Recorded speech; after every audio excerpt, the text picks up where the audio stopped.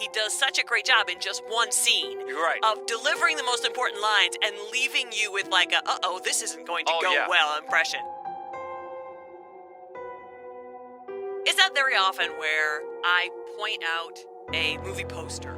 But if you haven't seen this film, and you probably haven't, look up the movie poster. It's awesome. A great bit of foreshadowing. And I think really everything would have worked out fine if it wasn't for that bitch Carol Baskin. Well, back in the days when we were using theme music, we'd be playing 2 Out of 3 Ain't Bad right now, or maybe I'd Do Anything for Love, Hot or Patootie. Bad Out of Hell, or Hot Patootie. That's right.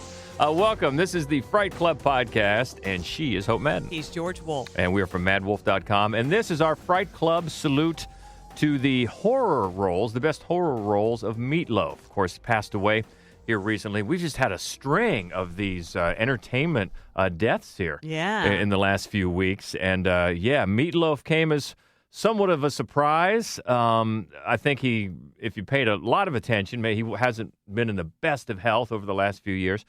And apparently he passed away due to complications from COVID. And, since then it's come out that he's had a lot of views on vaccinations and things like that. We're not going to get into that. We don't agree with that, but I know we liked it. We liked his films. We liked his acting. We liked his music. I think I probably liked it better than you did. I guarantee you did. But as I've said before, when Bad Out of Hell came out, that hit me right, in the nostalgic sweet spot. That came out when I was 13, 14 years old. And I just wore it out, listened to it so much. And I think it is still, Bad Out of Hell is still in the top 10 albums of all time. It's amazing. I think, isn't it? That is amazing. And it's funny because our son is a massive fan of that album. Massive. Yeah.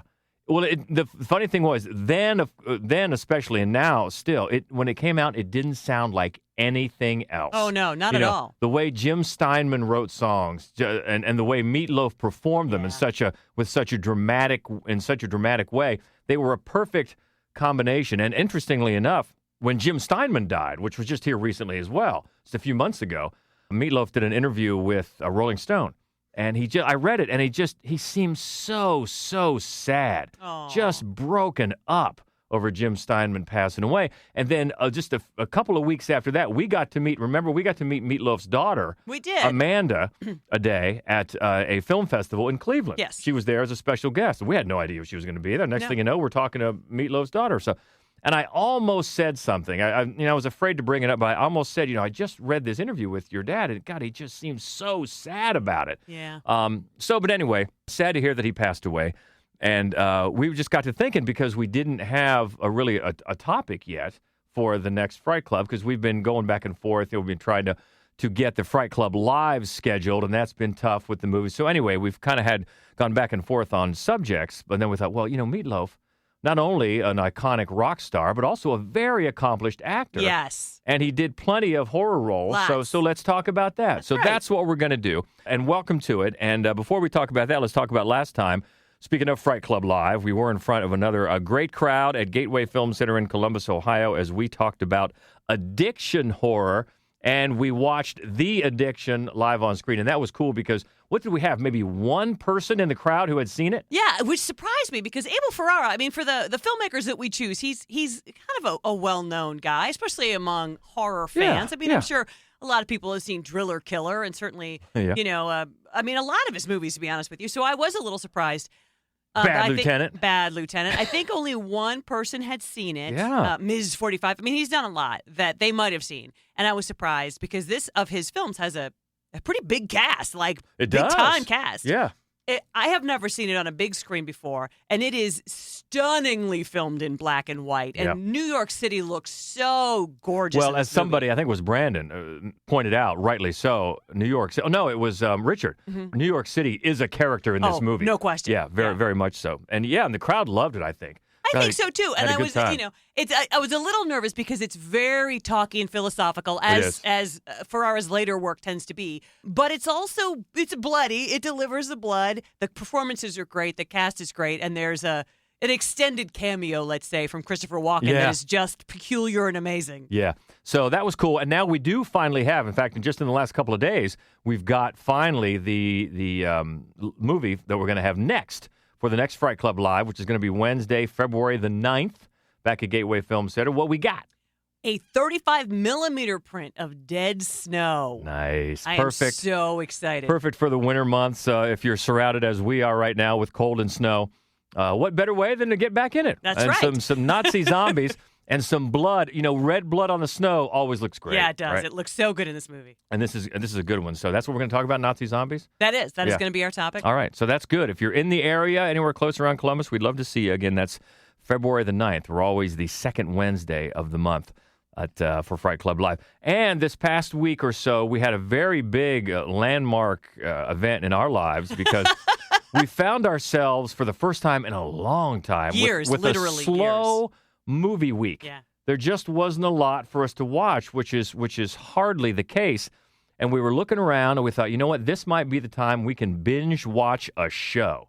Because people are always telling us, oh, you need to watch this, binge watch shows, which we just can't do because of the time. We're just watching movies all the time. But we found one that we could binge watch in a weekend, and we loved it. And it's funny because Jeff, a Fright Clubber, Jeff, was talking to us about it at the last Fright Club Live, how much he loved it, how much he thought we would love it. And then my friend Celinda from our hometown, she would text me all the time. Your hometown. My hometown. Apologies. Yeah, Midnight Mass. Midnight Mass. So good. Really, really enjoyed it. Mike Flanagan, as it went on, the writing was really, really good. And, of course, it's steeped in Catholicism, which you were all about. And it gets it so right. Yeah. It gets it so right. You know how much that makes me crazy. I do. Oh, my God, it was just pitch perfect. Yeah, it's really, really good. And someone pointed, I mentioned on social media that we were doing that, and people were, oh, yeah, loved it. And somebody mentioned it's the most Stephen Kingiest thing without being Stephen King. And you know what? I think we both thought, this is better writing than Stephen King. Yeah, I know that. I don't want to commit blasphemy here, Right. but this was really layered, powerful writing. It was incredibly well written. Yeah, really. I totally agree with you. The writing was just astonishing at some points. And some of the performances, Bev! Oh, Bev. Oh, my God, she was so How good. badly did you just want to punch her in the face and that worse? character was so well written and so well developed. And God, that performance was brilliant. Yeah, and it's only 7 episodes. That's the thing. Because somebody, when I posted, we were seeing this, and one of my friends said, okay, now you got to watch Ozark. And I looked, and Ozark is 44 episodes. Yeah, that's never going to happen. We can't do it. No, never, ever. I'm sure it's great. Don't get me wrong. But, we loved Midnight Mass, so thanks for that.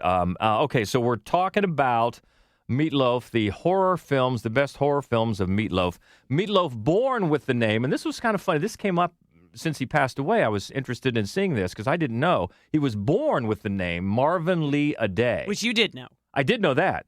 Actually, I answered a trivia question years ago because when the time I got to speak to him for 10 seconds years ago, it was in the early 90s, before the big comeback, before Bat Out of Hell 2 came out, which was 93, I believe.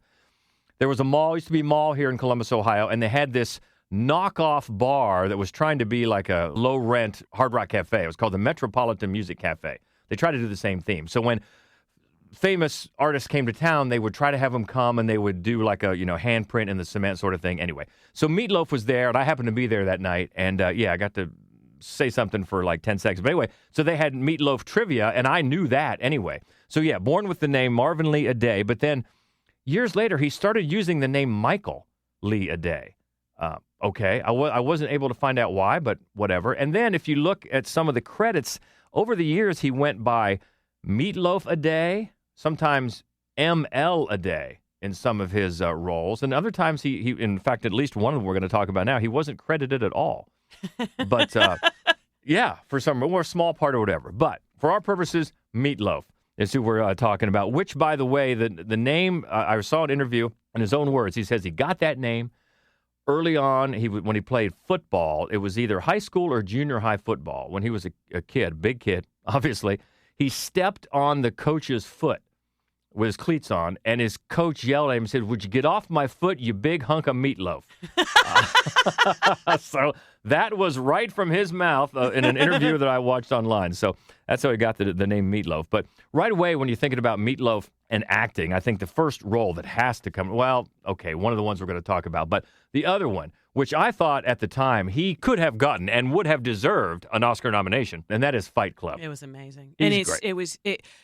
We'd seen him in a lot of things. I always liked him as an actor. I think he always had a very interesting stage presence. But that movie, I had no idea what his range was like. It was so sympathetic and lovely. And especially the early scene where he has to stay on the front porch and he comes out and tells him to leave the front porch and he gets all sad and he walks away and then, you know, have to run back out and no, just stick it out. Yeah. It was his performance in that role was just beautiful. It really is so sympathetic. And of course, the measure of that is how you feel after what happens to his character. Oh my God. You're just heartbroken. You are gutted. Yeah, he's a character that found a family in this group of psychopaths and what they were doing. He found a purpose. He was great in the role. And I thought he could have easily been nominated for an Oscar for that. But he's done many other roles. You may have seen him in The Mighty or Crazy in Alabama. Focus, Salton Sea. He's also in a horror movie that we're not going to talk about because it's just awful, and it's called Blood Rain. But he's in that too. Yeah, so he's done a lot of different roles. And if you look at his history, I mean, he came from a natural. I mean, he did, at one point in his career, I think it was Shakespeare in the Park with some big names back in the day. So he had quite the entertainment resume, not only in music and on stage, of course, but in acting as well, doing Shakespeare. So yeah, very, very talented, multi-talented. But we're talking about the horror roles, our favorite horror roles from Meat Loaf. So let's start with one at number 5. We've got a top 5 here. Let's start with one, and this is one in the credits where he went by Meat Loaf a Day, and this is 2014. A snobby musical theater camp is terrorized by a bloodthirsty killer who hates musical theater. Is it you? This is called Stage Fright.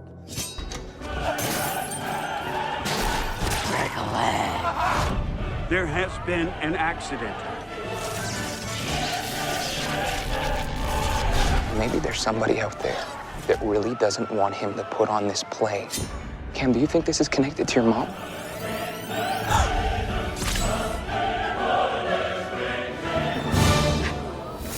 Isn't it wrong to sing and dance when someone just died?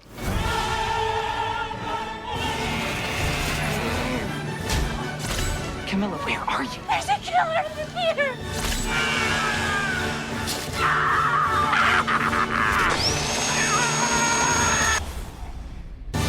It's not very often where I point out a movie poster.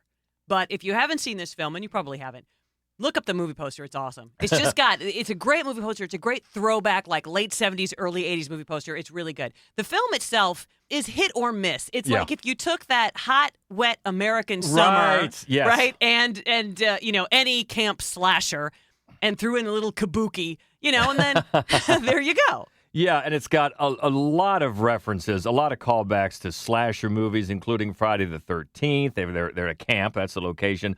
Hellraiser, you've got pins in a makeup head, and they say, nailed it.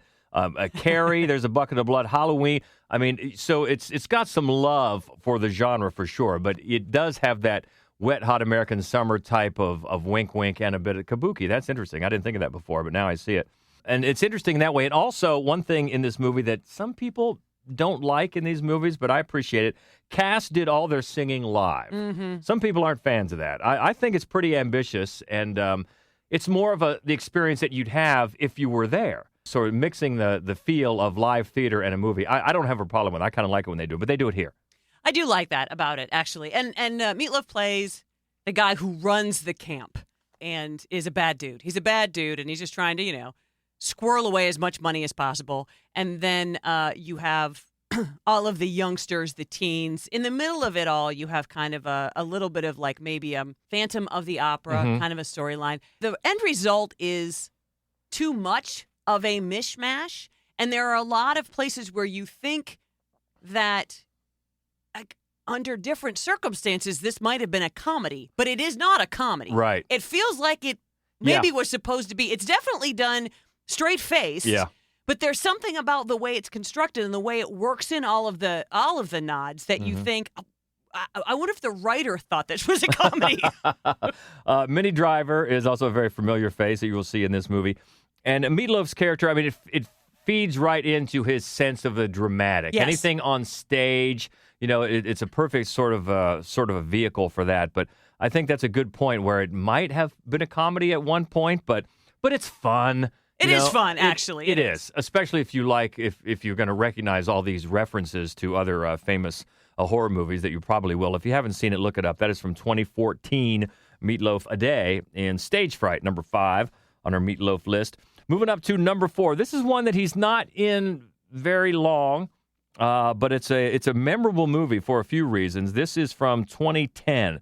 It's a thriller centered on a young woman and her autistic little brother who are trapped in a house with a ravenous tiger during a hurricane. It's called Burning Bright. I'm starting a safari ranch.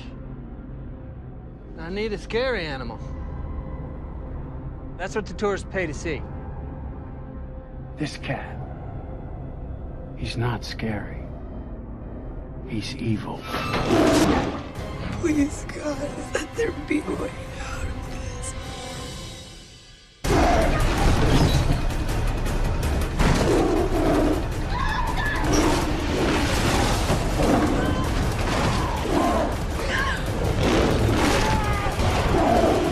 Burning Bright. And one of the first, I remember watching this, and one of the first questions I had was the title. Where's that come from? Well, let me tell you. It comes from a William Blake. William Blake? I can't believe you didn't know who just thought of Bull Durham. I'm not up on my William Blake. Poem The Tiger, published in 1794. Tiger, Burning Bright. Yes, I was not hip to that. Nobody hit me to that. But that's why. And it also is memorable for that there's a great scene where the tiger is trying to get this woman coming up a chute, like a laundry chute. That's pretty cool. That is that's the best sequence in the movie. I mean, it's great. It is filmed really well. The cinematography and the editing for that scene is just amazing. The movie itself, it starts off being problematic because of the performance. You don't want to pin it on a kid, but the way that the younger brother who is on the spectrum and that the performance of the younger brother, that's going to be the reason that this movie kind of is a little cringy. Not that I think everybody did their best with it, but it feels more exploitative than sensitive, certainly. Yeah, things have changed in the last 12 years. So, yeah, I think that part of it doesn't age as well. I think the tiger parts do because they don't, according to what I read here, the real tigers were used for the film, but the actors never interacted with them. That's smart.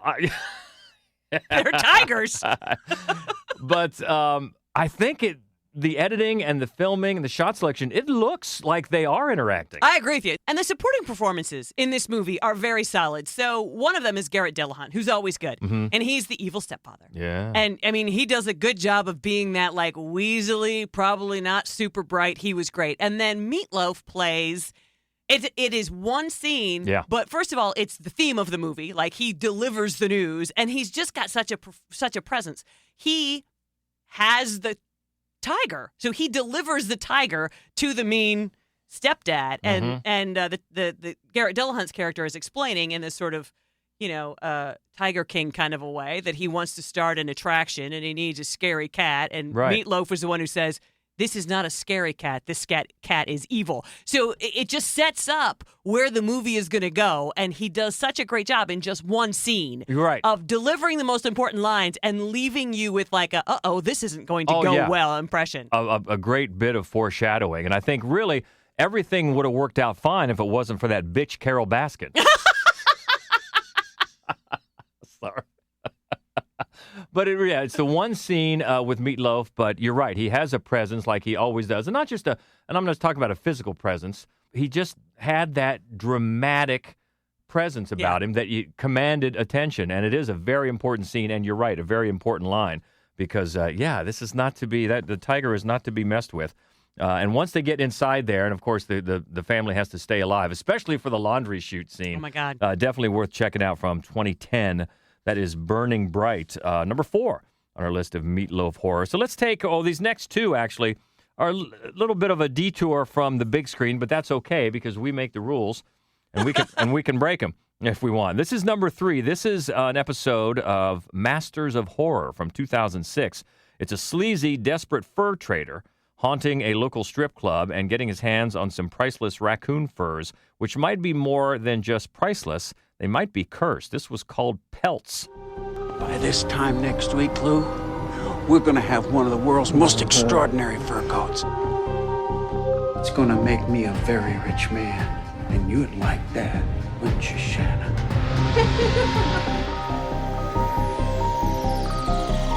It's like it's cursed or something. I don't believe in curses, Lou.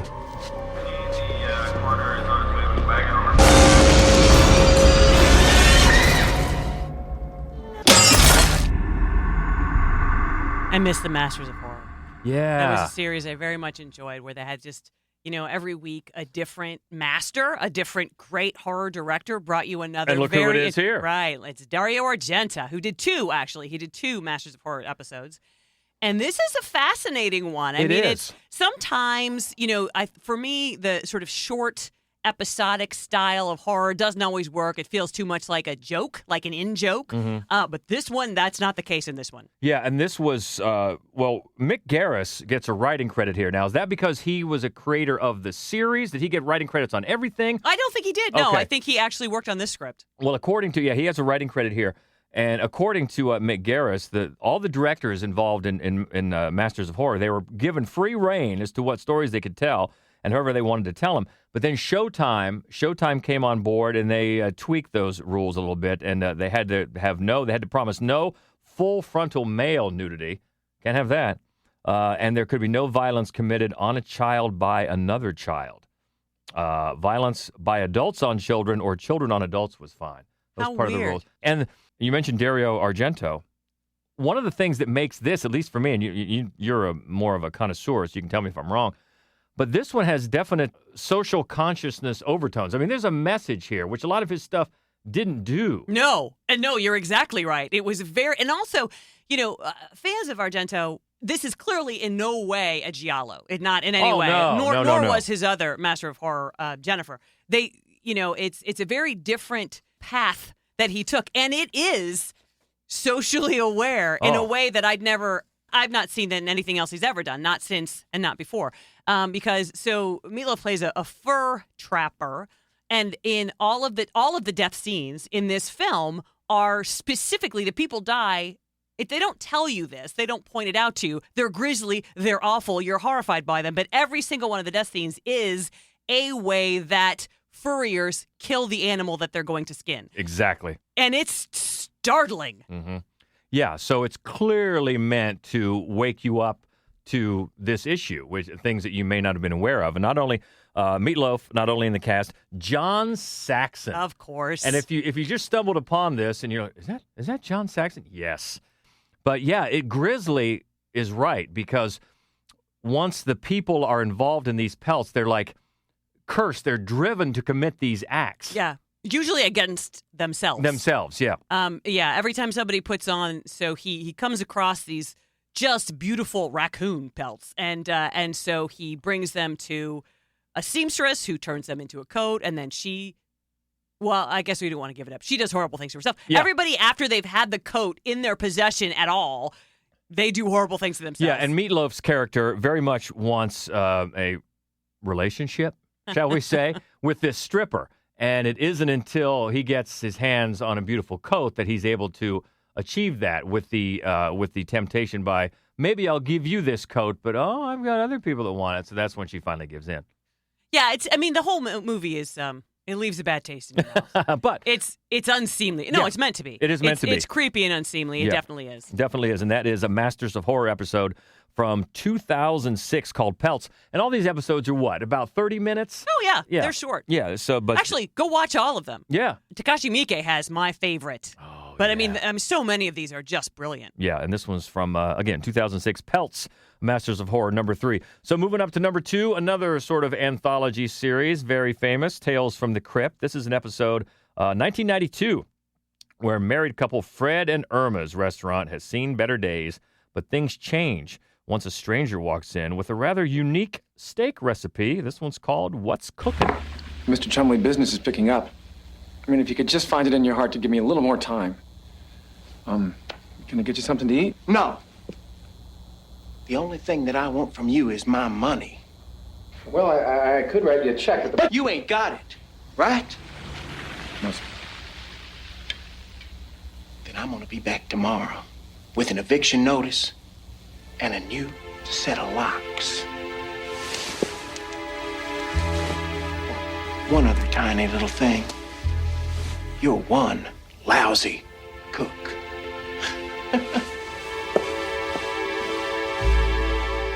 We watched the shit out of this show. I started watching Tales from the Crypt when I was a kid. It was because we had HBO. Yep. And I watched it every week. And then I grew up, and then I met you, and then we watched it every week. So we watched this when it premiered. Probably right before Dream On. Yeah. Right? And right after Kids in the Hall. And this is the stranger with the rather unique recipe would be one Judd Nelson. Yes, Master Thespian. Yeah, so you've got Judd in here. You've got Meat Loaf. You've got Bess Armstrong. Christopher Reeve. Yeah, Christopher Reeve and Bess Armstrong run the restaurant, and it's failing. And as you heard, because Christopher Reeve just wants to sell squid dishes.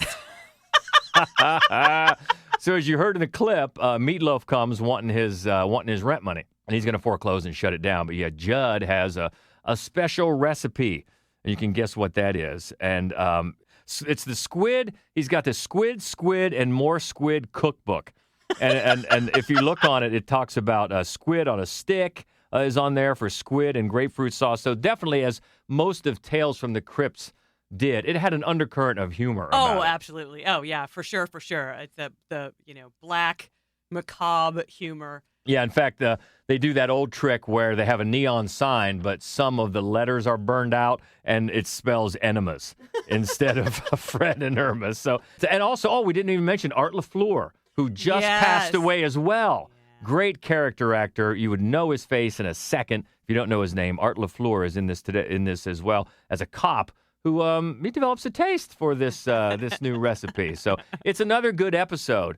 And Meat Loaf gets to really choose some scenery. He does. And as a lot of people in these episodes did. Oh yeah, they're campy. They're just fun. Tales from the Crypt was a fun show. Plus, he's got a great name, Chumley. Yeah. His name is Mr. Chumley. Right. So that's another one to look up. And of course, some funny intro and outro by the Crypt Keeper with some bad jokes to go along with the humor in this. But this is number 2 on our Meat Loaf list from 1992. Episode of Tales from the Crypt called What's Cookin'? And what, of course, could it be at number 1 but the classic from 1975? A newly engaged couple have a breakdown in an isolated area and must seek shelter at the bizarre residence of Dr. Frank Infurter. Rocky Horror Picture Show. You've never seen anything like the Rocky Horror Picture Show.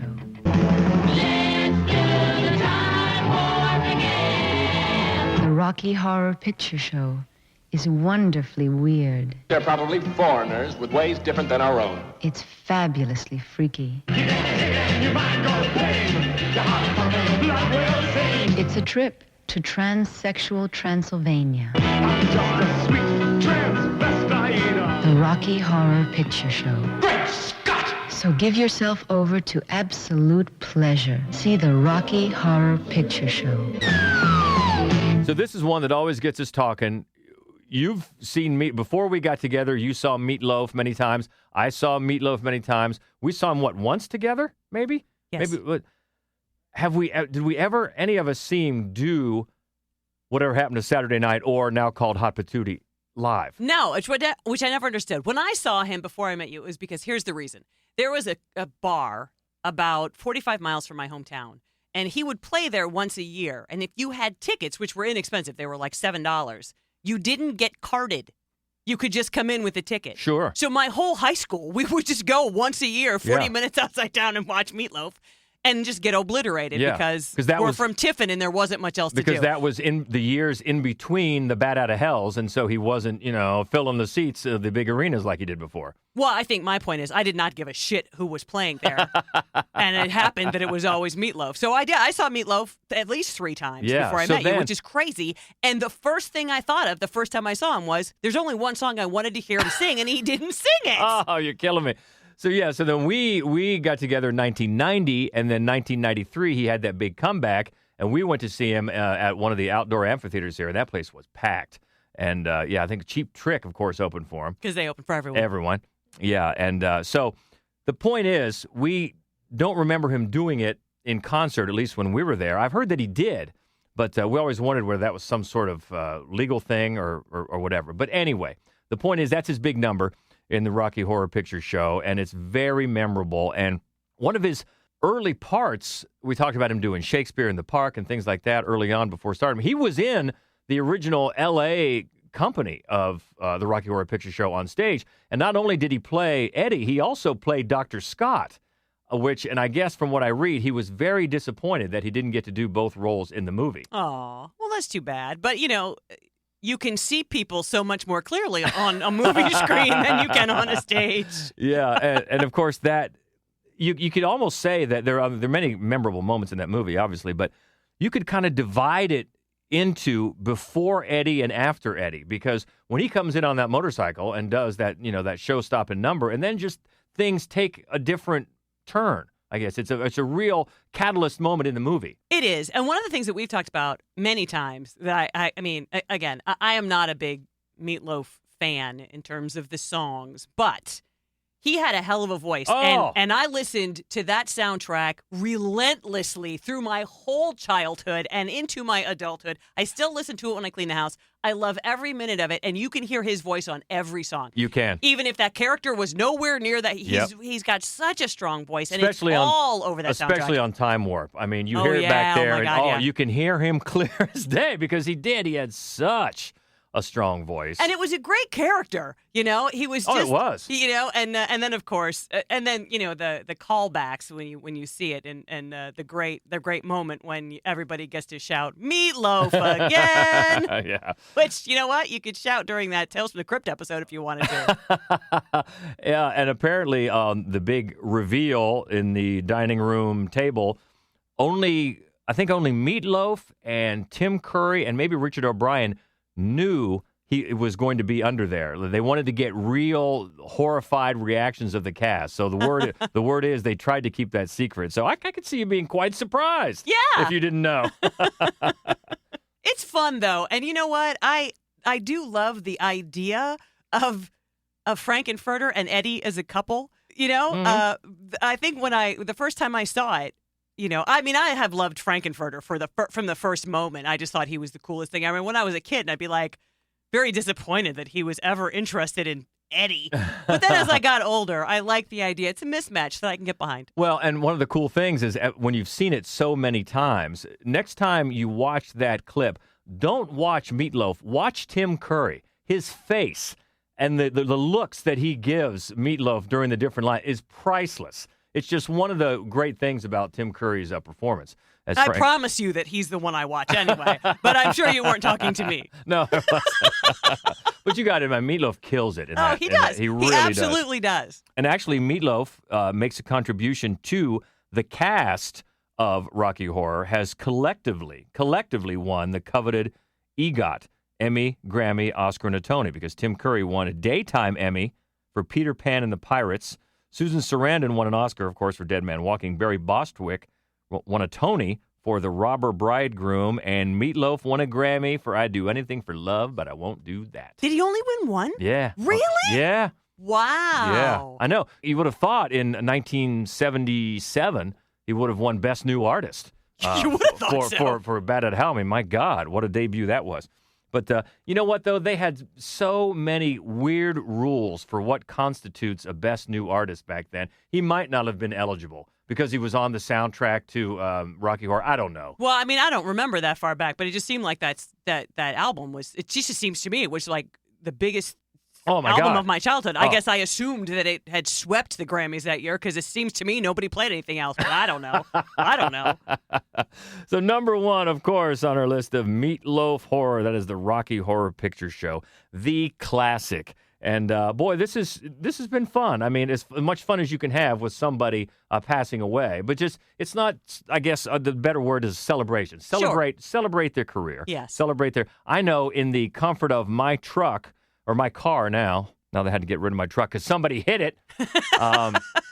It wasn't me. No, in my car, in the solitude of my own car, I've been playing Meat Loaf, Bat Out of Hell 1 and 2 for the last week. So I've been enjoying that and celebrating the career. And this is a great way to celebrate the film career, at least the horror films as well. But he had so many other. Look at IMDb. Many credits. Tons. And always, as you mentioned, just such a great presence. So good to talk about his horror roles, both films, both episodes of anthologies, and what have you. And appreciate it. So what do you think? Is something that we left out? I know he made a bunch, so maybe there's something that we should have talked about. Let us know. Any favorites, any favorite memories? You can always keep the conversation going. We love that. You can find us on Twitter. That's easy, at Fright Club Pod. Also on Facebook and Instagram. It is Mad Wolf Columbus. And the main website with all of our written movie reviews and our other all-genre podcast called The Screening Room. You can find that all at madwolf.com. So, as I said, we've got our next Fright Club Live event ready to roll, and that is Wednesday, February the 9th. We are going to show Dead Snow, a 35mm print. That is the most fun. That movie is so much fun. And we're going to talk about Nazi zombies because that's also fun. Yeah, that's what they show in the movie. So let's talk about that. And that'll be, again, at the Gateway Film Center in Columbus, Ohio. Love to see you. We start with happy hour, then we do the podcast recording, then we watch the movie. And it's always a blast. So come out if you're in the area. We would love to see you. If not, keep in touch any way that you can. And until next time, she is Hope Madden. He's George Wolf. And this is the Fright Club Podcast. Hello, darling. This is Elvira, Mistress of the Dark. And stay frightful, my friend.